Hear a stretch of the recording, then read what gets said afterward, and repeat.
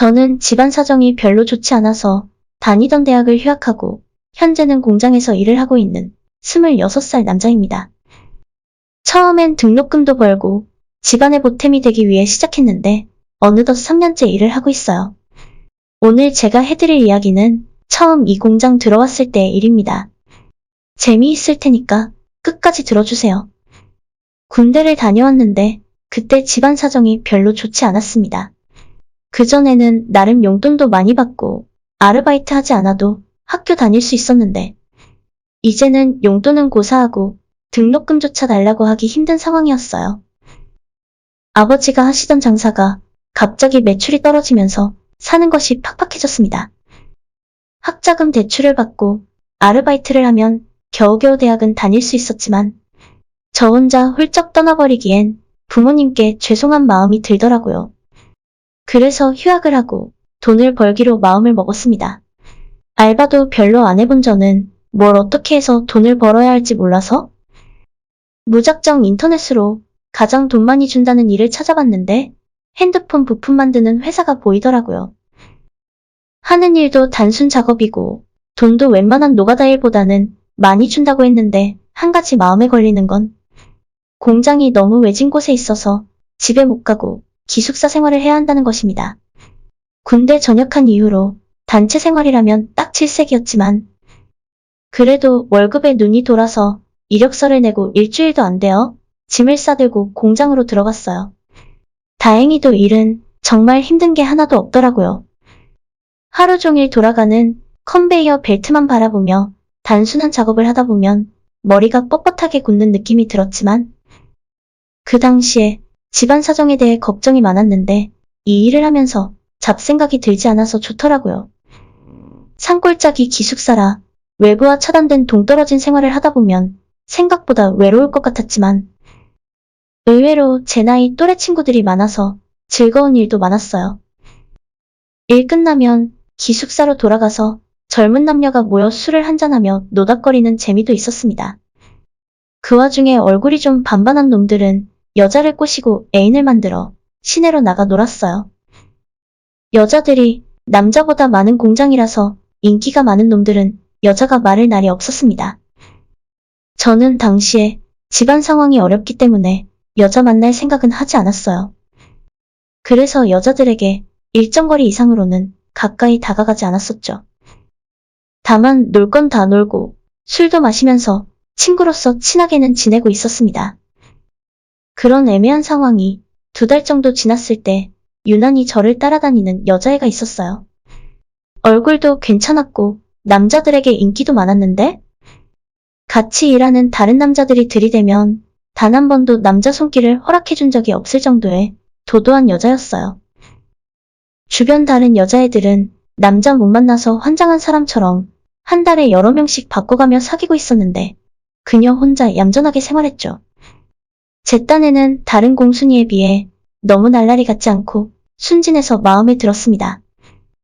그 공장에서 일하고 있는 사람들 대부분은 대학 안 가고 성인이 되자마자 바로 일하러 온 사람들이었는데 그녀도 저처럼 대학을 다니다 휴학하고 온 처지라서 더 공감 가는 부분이 많았죠.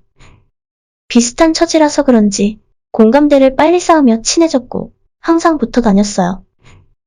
출퇴근할 때 기숙사에서 회사까지 매일 함께 걸어 다녔습니다.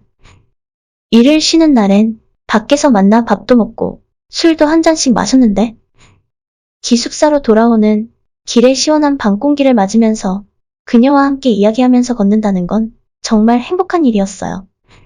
하지만 그 공장은 외딴 곳에 젊은 남녀가 같이 모여 있다 보니 정말 동물의 왕국이라 해도 과언이 아닐 정도로 이성에게 환장한 남자와 여자가 가득한 곳이었는데 그런 분위기에서 같이 모여서 술을 마시면 술자리 대화의 대부분이 누가 누구랑 연애를 한다느니 엿부서 누가 스킬이 좋다느니 그런 이야기만 하루 종일 하고 있더라고요. 다들 똑같은 놈들이었기 때문에 같은 술자리에 남자 여자가 섞여 있어도 전혀 서로 눈치 보는 일 없이 그런 농담을 주고받았습니다. 아무리 순진한 여자라도 그런 더러운 무리에 섞여 들어가 있으면 비슷해지기 마련이었어요. 21살에 때묻지 않은 순진한 그녀도 처음에는 그런 음담패설을 경멸하고 싫어했지만 시간이 지나자 본인도 신나서 같은 농담을 하고 있더라고요.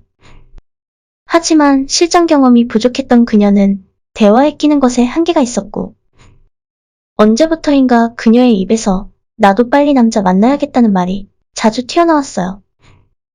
그럴수록 저와의 관계도 시간이 지날수록 더욱 친밀해지고 쉬는 날에는 같이 시내에 나가서 영화를 보고 밥 먹고 술을 마셨어요. 마치 사귀는 사이에서 하는 데이트처럼 말이죠. 밖에서 늦게까지 놀다 보면 기숙사 들어오기가 싫었고 심야 영화 보고 술을 마시고 난 뒤에 그녀와 방을 잡고 자는 경우도 많았어요. 하지만 그녀가 남자와의 실전 경험도 없었고 우리가 정식으로 사귀는 사이도 아니라서 같이 잘 수는 없었고 그녀를 침대 위에서 재우고 저는 방바닥에서 잤어요. 우리가 서로 좋아한다는 마음을 가진 건 알고 있었지만 막상 선을 넘어가긴 쉽지 않았습니다. 지금 생각해보면 그때 제가 그녀에게 조금만 먼저 다가갔으면 우린 사귀고 뜨거운 시간을 보낼 수 있었지만 마음속 한켠으로 좋지 않은 집안 사정과 내가 지금 얘한테 나쁜 짓을 하고 있는 건 아닐까 하는 생각이 들면서 용기가 나질 않았어요. 그런 날이 며칠 계속되었을 때 어느 날 술을 많이 마시고 같이 방을 잡고 들어왔을 때 그녀가 자기 너무 더워서 먼저 씻는다고 하더라고요. 잠시 후에 가운만 입고 나온 그녀가 오늘은 오빠도 침대에서 같이 자 라고 이야기했는데 그때 정말 많은 갈등을 하게 되었습니다. 가운을 입고 나온 그녀는 정말 예쁘고 몸매도 좋아서 너무나 매력적이었어요. 하지만 남자 경험이 없던 그녀의 첫 남자가 된다면 혹시나 책임져야 한다는 생각에 불안했습니다. 결국 저는 그날도 소파에서 자기로 했고 그녀는 자존심에 상처를 많이 받은 것 같았어요. 그 다음부터는 회사에서 저랑 마주쳐도 더 이상 웃어주지 않고 인사를 받지 않더라고요. 너무 늦어버렸지만 그녀에게 너무 미안했고 제 자신에게 후회되더라고요. 그 뒤로 얼마 지나지 않아 그녀와 공장의 다른 남자와 사귄다는 소문이 들렸고 우리가 예전처럼 같이 노는 일은 없었습니다. 저도 남자친구가 생겨버린 그녀를 더 이상 찾지 않았어요. 주변에 같이 술 마시고 노는 여자들은 많았지만 진지하게 사귀는 여자는 없었습니다. 그저 돈만 벌기 위해 기계처럼 일을 하고 있었어요. 그러다 몇 달 후 술자리에서 우연히 그녀를 다시 만났어요. 몇 달 사이에 분위기가 많이 바뀌어 있었고 예전보다 훨씬 잘 꾸미고 예쁘더라고요. 남자친구가 생기면서 여자가 되어버린 것 같았습니다. 오랜만에 만난 그녀는 제게 반갑게 인사를 했고 자기도 남자친구랑 헤어져서 지금은 만나는 사람 없다고 하더라고요. 그녀는 마치 예전 일은 모두 잊은 것처럼 다시 제게 관심을 보였고 그날 이후로 다시 예전처럼 데이트도 하게 되었어요. 저는 짧은 시간에 그녀에게 깊게 빠져들었고 1년 사이에 많은 남자를 경험해본 그녀는 엄청난 스킬로 저를 놀라게 만들었습니다. 예전에는 그녀가 저를 따라다니는 느낌이었다면 이번에는 제가 그녀에게 빠져서 정신을 못 차릴 정도였어요.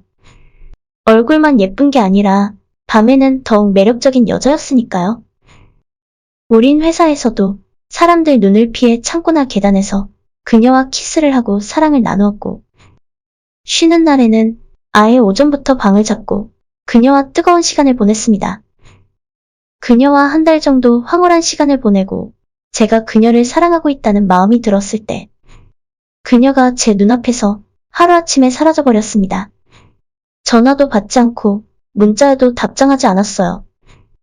그녀가 일하던 부서를 찾아갔더니 회사 그만두고 떠났다는 이야기를 하더라고요.